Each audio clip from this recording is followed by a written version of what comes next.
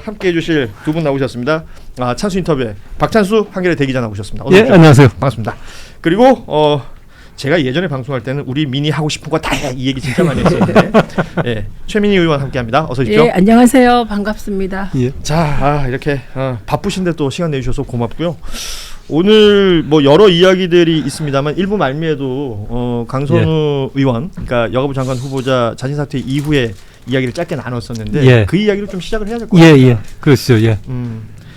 일단 어떻게 보고 계신가요? 지금 이 상황을?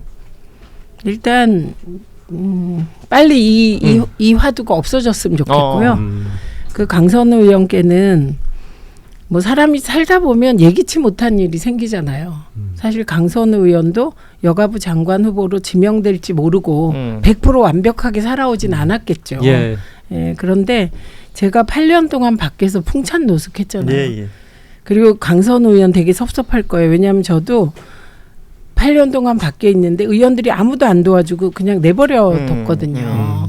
그래서 혼자 막 방송도 나가고 이러면서 8년을 겪으면서 진짜 존버 에버 열라 버티고 뭐 이렇게 살았는데 어쩌면 강선우 의원도 지금부터 새로운 정치인의 길이 시작될 것 같아요. 그리고 제가 살아보니까 인생사 세옹지마 입디다. 예. 그래서 지금부터 다시 시작이다. 예. 그 시간을 또 어떻게 잘 보내느냐. 네, 그거에 따라 달라질 이진숙 그 교육부 장관 후보자 지명 철회를 했을 때까지만 해도 이재명 대통령이 강 후보자는 그대로 가겠구나 하는 그런 관측이 많았었는데요. 이게 갑자기 이렇게 자진사퇴 쪽으로 기류가 바뀐 건 어떻게 민주당의 좀 분위기가 바뀌었기 때문에 그렇다고 봐도 될까요? 그러니까 민주당 의원들은 이런저런 걱정을 하지만 우선 대통령의 인사권을 존중한다는 입장이었고 그리고 강선우 의원에게 제기된 문제가 사실이 아니기를 바라지 민주당 의원 누가 그걸 사실이길 바라겠어요. 그럼 비정상이지. 그렇게 한편으론 조마조마하고 대통령께서 24일을 송부 날짜로 지정하셨기 때문에 그때가 빨리 넘어가길 바라고 있었을 거예요. 그런데 오히려 이 파문이 밖에서 커진 거예요. 뭐 예를 들어 원로들께서 뭐 대통령을 뵙고 이건 곤란하지 않냐 이렇게 말씀하시고 또 전통적인 개혁 진보적인 시민단체들이 반대 입장을 밝혔잖아요.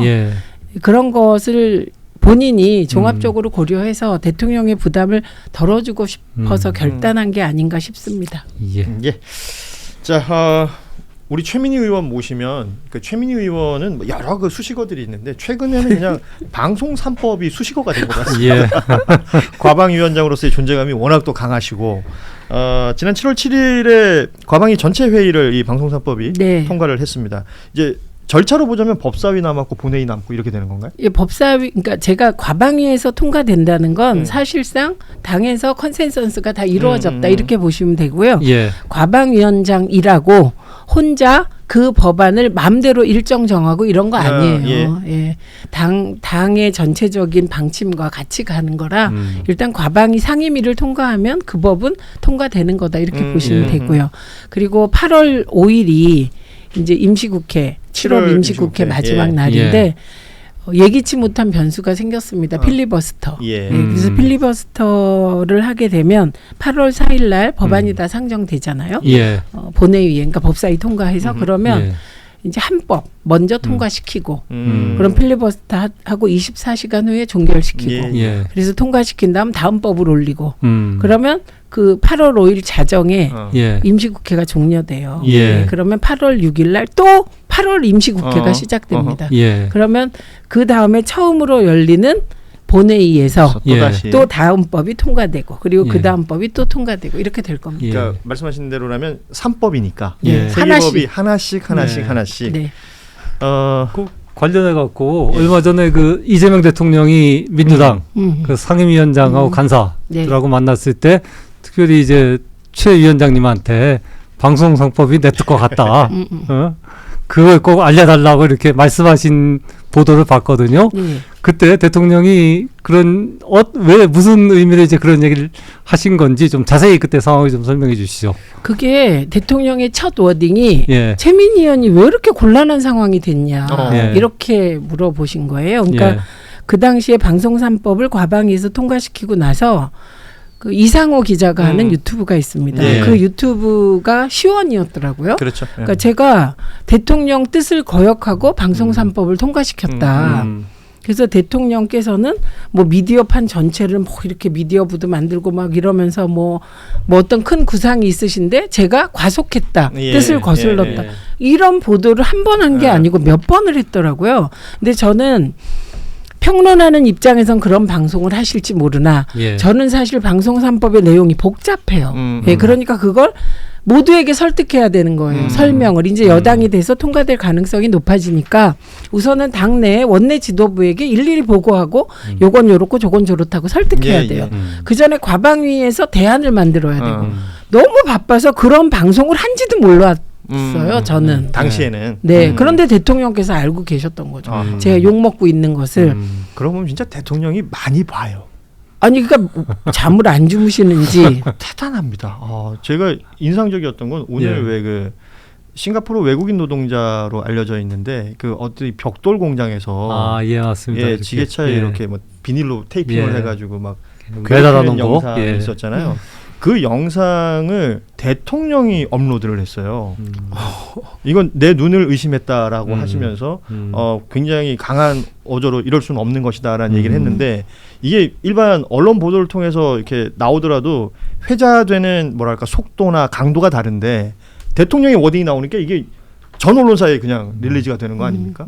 마찬가지로 우리 최민희 의원 말씀하신 것처럼 그때 그 이상호 기자가 얘기하셨던 게 미디어부라는 표현이 있었잖아요. 네. 그러니까 뭔가 다른 일이 벌어지고 있는 것처럼 얘기했는데 그게 상임위원장들 가서 만나실 때 한 방에 정리가 된.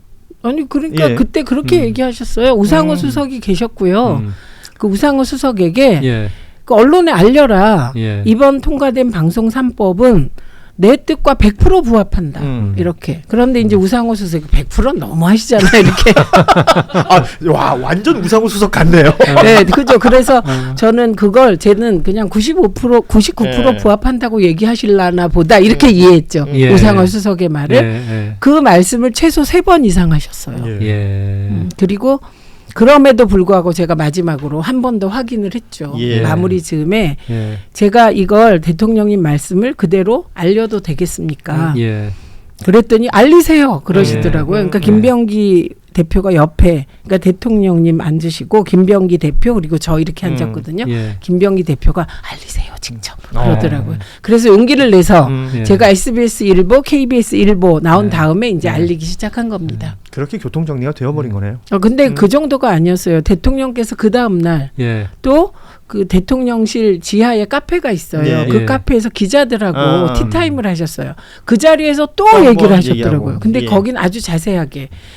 그러니까 제가 원래는 이 법이 6월 12일 날 통과될 예정이었어요. 박찬대 대표가 통과시키겠다고. 그런데 그래야 거기에 맞춰서 저희가 대선 기간 중에도 과방위 정책회의를 했거든요.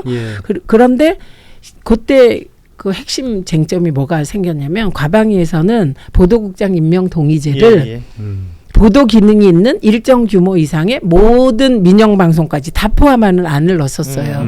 근데 그거를 구 원내 지도부가 보고 이건 너무 전선이 확대되지 않냐. 그러니까 좀 더 논의를 하자. 이렇게 돼서 중단된 거예요. 그때. 근데 그러니까 대통령께서도 이걸 12일은 내란 특검이랑 이런 거 통과시키는데 방송 3법은 무지 갈등 법안이잖아요. 그러니까 그날 말고 다음에 통과시키자 이 정도의 생각이셨는데 그게 중단시켰다 이렇게 돼서 그거 절대 아니라고 또 해명을 하셨더라고요. 그래서 제가 사실 깜짝 놀랐어요. 왜냐하면 과거에 이런 상황을 제가 몇 번 당해봤거든요. 방송위원회 부위원장 시절에도. 이런 일이 생겼을 때 그냥 과거의 대통령님들은 그냥 개인적으로 만나서 위로하고 그 문재인 대통령님 같으면 아마 이러셨을 거예요. 제 의원 수고 많았어요. 이러고 넘어가셨을 거거든요. 그냥 법이 통과되면 되는 거 아니냐. 근데 이재명 대통령께서는 정말 적극적으로 해주시니까 어떻게 이런 분이 계시지? 이런 생각을 하게 된 것 같아요. 다른 말이 나올 여지를 막아버리는 거기도 하니까 이건 뭐 굉장히 저는 깔끔한 정리가 됐다. 대통령께서 그렇게 해주셔서 저는 이제 위기에서 탈출했고 이상호 기자도 관련 동영상을 다 내렸죠. 그러니까 나는 그게 좋은 것 같아요. 대통령도 사실은 몇 달이 건너서 기자들한테 전파될 수 있는데 예. 기자들 직접 보고 얘기해버린 거니까 네. 이건 뭐 중간에 다른 얘기가 섞일 가능성이 없는 거잖아요. 대통령 특징 중에 대통령님 특징 중에 하나가 뭐가 있냐면 보고를 정확하게 하는 걸 매우 중요하게 생각하셔요. 그래서 보고를 누락한다거나 이런 거는 정말 싫어하시더라고요. 그리고 이거 진짜 그 혹시 대통령님께 보고하실 분들은 정확하게 알아야 돼요. 정말 구체적인 디테일에 대해서 더 고민을 하고 나오시기 때문에 그냥 넘어가지 못해요. 물론 이건 노무현 대통령도 그러셨고 문재인 대통령도 그러셨지만 이재명 대통령은 더 디테일하신 것 같아요. 그 밑에서 일하시는 분들은 정말 고생할 거예요. 예. 애쓰십니다 모두들. 예. 그러니까 어쨌든 그 여권에서 그 방송 3법 속도 조절론이 있다라는 보도가 많았는데 그건 그랬었죠. 전혀 사실이 아닌 거네요. 그러니까 예.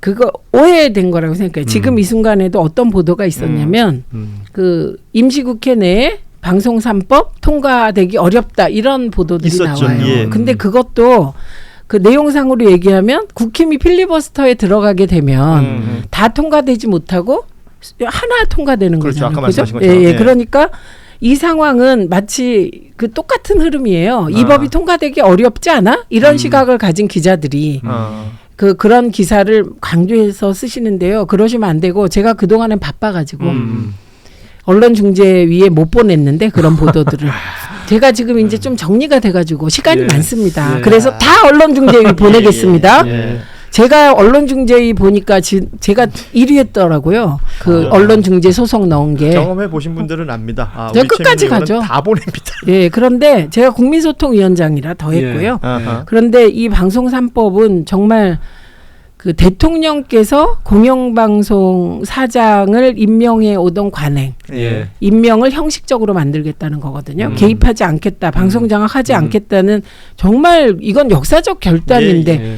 이게 대통령이 그럴 리가 없다는 등 근데 야권에서 그 얘기를 했던 거 아닙니까? 정권을 잡았는데 그럴 리가 없다. 박정훈 의원이 예. 과방위에서 마이크 잡고 최민희하고 김현이 과속하는 거 아니냐는 요지로 얘기했고 그랬죠. 예. 대통령은 동의하실 리가 없다 이러다가 갑자기 동의하신다 이게 기정사실화되니까 말을 바꿨죠. 방송장악법이고 민주노총법이라고. 그러니까 민주노총 개입 못해요. 예. 비슷한 패턴으로 늘 주장을 해왔던 얘기들이기도 한데 결국 말씀하신 것처럼 이 방송 3법이라는 것이 방송법 그리고 방문진법 그리고 교육방송공사법 이렇게 세 가지. 그러니까 공영방송의 지배구조에 있어서 어떤 정치 권력의 하나의 힘으로 휘둘리지 않게끔 하겠다. 네. 다양화시키겠다. 예. 네. 이게 기본적인 취지입니다. 네. 그래서 뭐 공영방송 사장 선임할 때 지금 이게 사장 추천위라고 합니까? 100명. 이게 좀 복잡하지만 제가 짧게 설명해 볼게요. 예. KBS 사장은 누가 뽑을까요? KBS 이사회에서 뽑아요. 예. 그렇죠. 예. 그럼 KBS 이사회는 누가 구성할 거예요? 그동안은 국회가 암암리에 여야가 그냥 11명인데 현재 그렇죠. 이사가 예. 임명했어요. 예. 그리고 그 사람들이 사장을 뽑아요. 예. 대통령은 사장과 이사를 임명해요. 예, 그러니까 이건 무슨 얘기냐면 대통령이 다 하실 수 있다는 그렇죠. 얘기예요.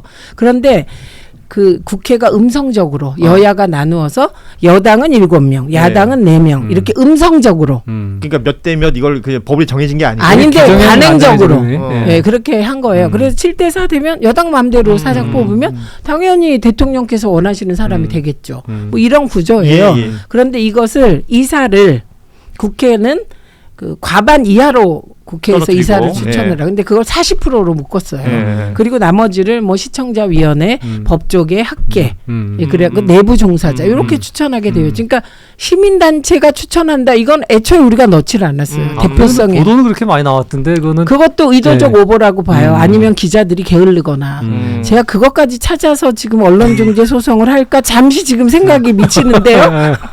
그럴까? 예. 그럴려면 너무 많을까요? 예. 지금 우리 비서관이 걱정이 그냥 얼굴이. 아이고 다크서클이 많이 내려오셨는데 뭐 움찔하는 기자들도 있을 수 있을 것 같은데. 네, 그런 거고. 예. 그런데 이렇게 하게 되면 예. 그 요 이사회 구성 자체에서 정치권 추천목이 줄어들잖아요. 예, 그렇죠. 그러니까 예. 좌지우지 못하고 보세요.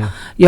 지금 KBS의 경우 15명인데 예. 민주당이 추천할 수 있는 숫자가 맥시멈 4명이에요. 맥시멈. 4명. 그러니까 그럼 40%로 줄였으니까 그렇게 되는 거군요. 그렇죠. 국회 몫이 예, 그리고 여당이 야당도 4, 있으니까. 야당이 2 이렇게 음. 되는 거예요. 4명이 어떻게 전체를 주무릅니까? 불가능하고 이걸로도 부족하다. 그래서 사장추천위원회를 의무적으로 두게 했어요. 그래서 100명 이상을 예, 반드시 참여시킨 사장추천위원회가 민주적 방식. 그러니까 후보들이 다 나 이렇게 할 거야. 그 레포트를 하면 네. 토론을 통해서 점수 매기게 돼 있어요. 이거 진짜 지금도 누가 여기서 제가 말씀드립니다만 지금도 내가 누구를 할까 이러면서 움직이시는 분들 깨몽하세요. 시민들을 우습게 보시면 안 돼요. 그러니까 지금 저 왜 조그만 파우치 사장님이시잖아요. 네. 거기가. 예. 네. 그 조그만 파우치 같은 일로 사장이 될 수 있는 구조를 아예 만들지 않겠다는 거 아닙니까? 그러니까 그 조그만 파우치 사장도 이제 KBS 이사회가 구성됐어요. 예. 그러면 여기서 우리가 사장을 바꿀 거야. 그러면 이제 이사회에서 그 파우치 사장도 응모할 수 있어요. 예, 응모하는데 그럼 과연 이 사람이 백인의 사장추천위원회에 나 파우치 사장이야 이런 그걸로 1등 할 수 있느냐? 1등 할 수 있겠어요. 이게 우리가 이거를 더 강조하게 된 게 MBC 때문에. 지난번에 MBC 사장을 이렇게 뽑았죠. 그렇게 했더니 예. 의외의 결과가 그렇죠. 그렇죠. 예. 지금 예상, 사장이 될 거라고 생각을 많이 못했으니까. 아무도 예. 될 거라고 박성재 사장이 연임할 거로 생각했는데 그냥, 바뀌었죠. 바뀌었잖아요. 그러니까 이런 상황들을 뭐 사실은 그 현장에 워낙 오래 계셨기 때문에 예. 꾸준히 주장해 오셨던 바고 네, 저는 지금 이렇게 진행이 되고 있는데 지금 말씀하신 게 다 공영방송 관련된 이야기 아닙니까? KBS, MBC, EBS. 예. 네. 근데 그 사장 추천 그 위원회를 이제 100명을 구성하면요. 네. 그 이제 구성의 이제 민주성하고 이제 투명성 같은 게 아무래도 중요할 거 그거 아니에요. 다 법에 들어 있습니다. 그거 어떻게 들어있냐면 여론조사 표본 추출 방식으로 예. 연령별, 지역별, 성별 이런 걸 다 해서 추출하는 무작위 거네요. 추출하고 예. 그럼 이제 100명 이상 참석해야 돼요. 참석. 반드시. 네. 그럼 저희도 거기 들어갈 수 있다는 얘기네요. 예, 그 뽑히면 들어가는 뽑히면 건데 들어가는 굉장히 거죠. 어렵겠네. 네, 어려워요. 예. 이건